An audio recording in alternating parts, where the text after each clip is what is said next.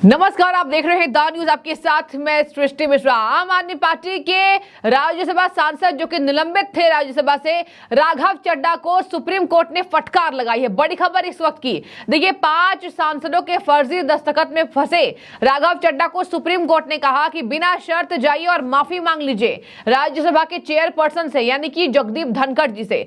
देखिए, राघव चड्ढा की मुश्किलें इस बार बढ़ी और आज सुप्रीम कोर्ट में उनको लेकर डेट थी, सुनवाई थी। सुप्रीम कोर्ट में कहा गया कि आप बिना शर्त माफी मांग लीजिए और राघव चड्ढा को लेकर उपराष्ट्रपति जगदीप धनखड़ जी, राज्यसभा के चेयरपर्सन, ये विचार कर सकते हैं संसद की तथ्यों और परिस्थितियों को समझते हुए कि उन्हें माफी दी जा सकती है या नहीं। तो देखिए, यहाँ पर राघव चड्ढा एक आम आदमी पार्टी के राज्यसभा सांसद, अपने आप को हमेशा युवा, तेज तर्रार बताना, देखिए आज लेने के देने पड़ गए हैं। सुप्रीम कोर्ट ने कड़ी फटकार लगाई है और ये पूरा मामला टकरा था। राघव चड्ढा के वकील ने भी कहा कि हम बिना शर्त माफी मांगने को तैयार हैं और उनके वकील का भी यही कहना था कि राघव चड्ढा को हो सकता है, युवा नेता हैं और उन्हें बहुत कम समय हुआ है, तो उपराष्ट्रपति जगदीप धनखड़ उन्हें माफ कर दे। ऐसे में देखिए, सदन की जो कार्यवाही थी वो ठप थी और राघव चड्ढा के लिए निलंबन का प्रोसेस जो है वो शुरू कर दिया जा चुका था। 11 अगस्त को राज्यसभा से निलंबित किया गया था राघव चड्ढा और उन्होंने अक्टूबर में जाकर सुप्रीम कोर्ट में इसके लिए याचिका डाली थी। तो 10 अक्टूबर को राघव चड्ढा ने सुप्रीम कोर्ट में याचिका डाली थी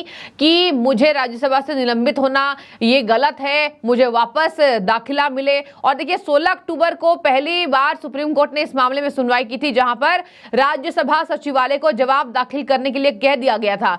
आप राज्यसभा की ओर से जवाब दिया जाएगा और आज राज्यसभा की तरफ से जवाब दिया गया। आपको बता दें, सीजेआई डीवाई चंद्रचूड़, जस्टिस जेबी पारदीवाला और जस्टिस मनोज मिश्रा की बेंच मामले की सुनवाई कर रही है।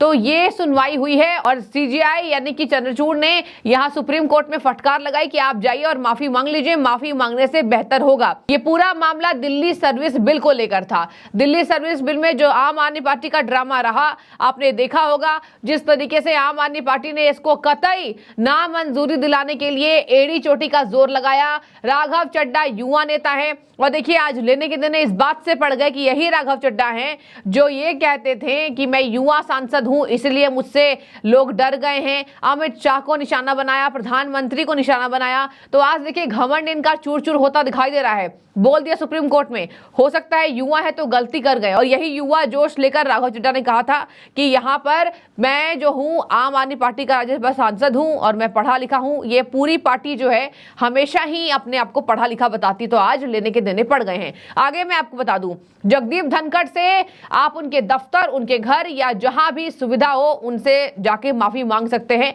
ये सीजेआई चंद्रचूड़ ने कहा है और कह दिया जिस तरीके से बिना शर्त आपने माफी मांगने की बात कही थी, तो जाइए और जाकर माफी मांग लीजिए। अब देखिए, यहाँ पर पहले ही शराब घोटाले में आम आदमी पार्टी की मुश्किलें बढ़ी। इसके साथ शराब घोटाले में अरविंद केजरीवाल को तलब किया गया, नहीं गए, बहाना बना दिया। मुझे नोटिस जो मिला था उसको बताइए किस आधार पर मिला।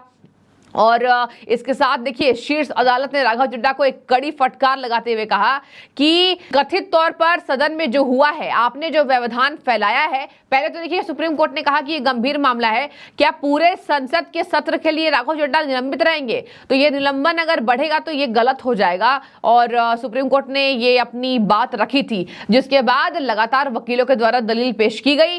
राघव चड्ढा मामले में यहाँ पर सबसे पहले माफी मांगने को कह दिया गया है। अगर माफी मांगेंगे यानी समझ जाइए राघव चड्ढा का घमंड टूट जाएगा और घमंड टूटेगा तो यही आम आदमी पार्टी का जो घमंड है वो पहले बोलता था और लगातार आम आदमी पार्टी के नेताओं में देखा जाता है कि वो घमंड से ये बात रखते हैं कि हम सांसद हैं, हम मंत्री हैं, हम नेता हैं। राघव के जो वकील हैं शादान फरासत, उन्होंने देखिए क्या कहा। उन्होंने कहा कि राघव चड्ढा सदन के सबसे युवा सदस्य हैं और उन्हें क्षमा मांगने में कोई हर्ज नहीं है, उनके वकील ने कहा है। राघव चड्ढा ने ये बातें नहीं कही है और वो पहले भी क्षमा याचना कर चुके हैं।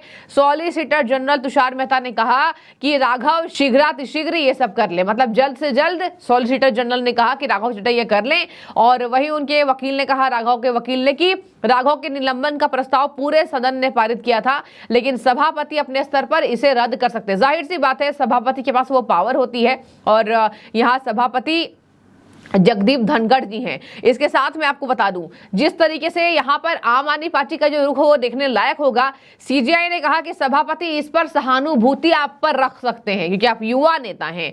एसजी मेहता ने कहा कि उपराष्ट्रपति अभी बहरबा रहे हैं, दिवाली के बाद सभापति से मुलाकात हो सकती है। मतलब अभी उपराष्ट्रपति नहीं है तो आप दिवाली के बाद उपराष्ट्रपति से मुलाकात कर लीजिए, माफी मांग लीजिए और अपने किए पर थोड़ा पछतावा कर लीजिए। मतलब कि जाहिर सी बात है, राघव चड्ढा को माफी मांगने के लिए कहा गया है। इसका मतलब है कि किए पर शर्मिंदा उनको होना चाहिए। और जिस तरीके से उनके वकील ने कह दिया कि हम माफी मांगने को तैयार है बिना किसी शर्त के। राघव चड्ढा युवा नेता हैं, युवा सांसद है, तो उपसभापति उन्हें माफ कर सकते हैं और उन्हें निलंबन उनका जो हुआ था वो प्रक्रिया वापस से की जा सकती है।